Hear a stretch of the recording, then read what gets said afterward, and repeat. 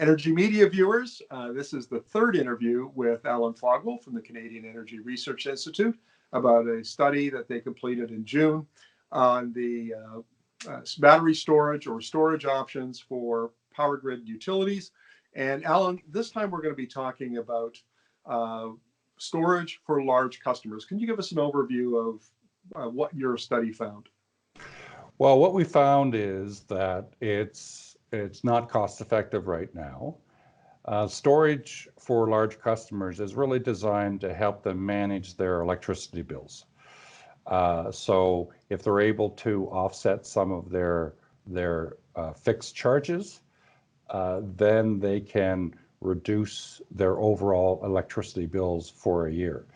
So it's not only, when we talk about load management, it's not only buying it when it's cheap and using it when it's more expensive.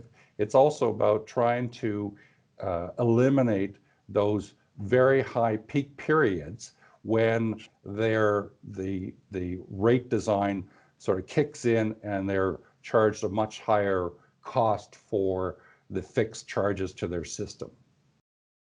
How close is this to being economic?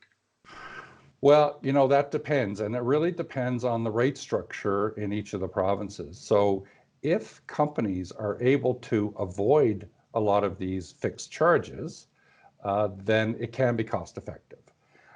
If they're not able to avoid the fixed charges, and it really depends on how the rates are structured, then it's not. So it needs to be a very site-specific, utility-specific analysis.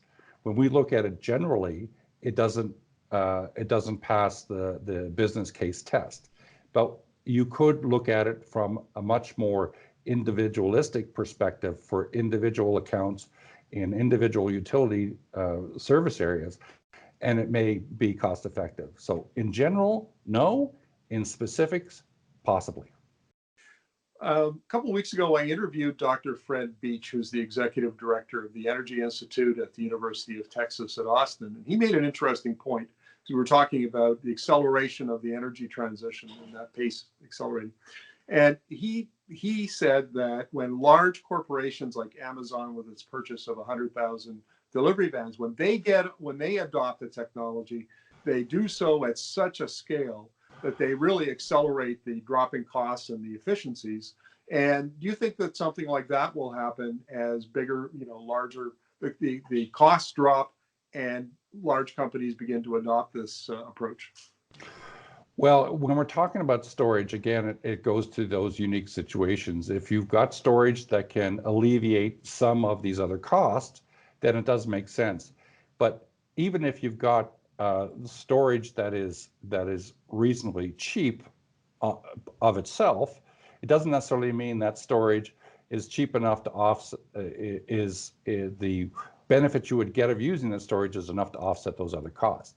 And one of the issues that we have had in this country and actually elsewhere is the idea of net metering, the difference between gross metering and net metering.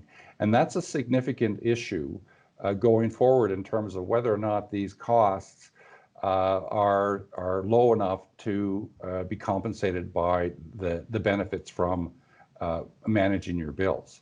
Could you explain the difference between gross metering and net metering, please? Sure. Gross metering would be where if you've got a service into your building or home, you are metered for all that requirement, that demand, power coming in.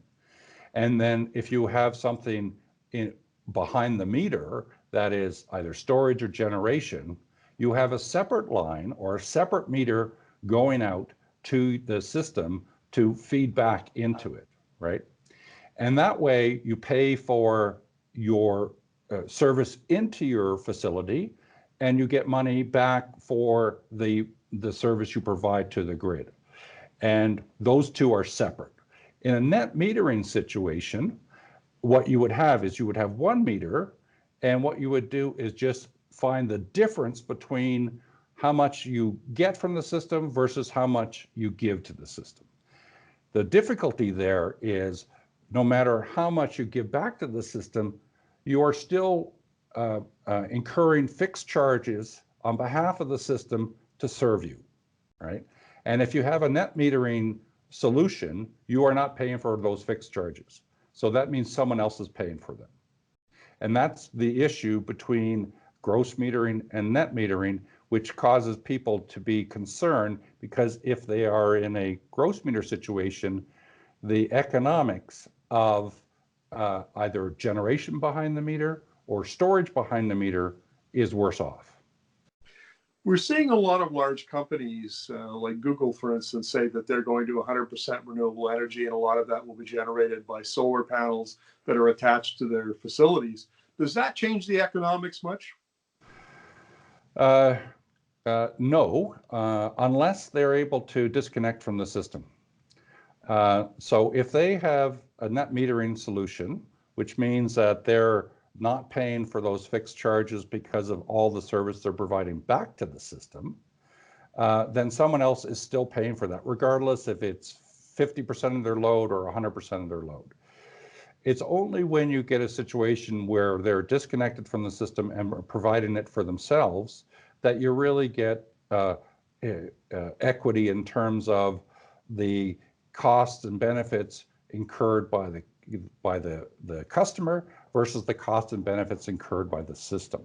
When you have both together, you either are paying twice for your system, paying for your own plus the system itself, or you're paying for your own and you're transferring the cost to serve you to other people.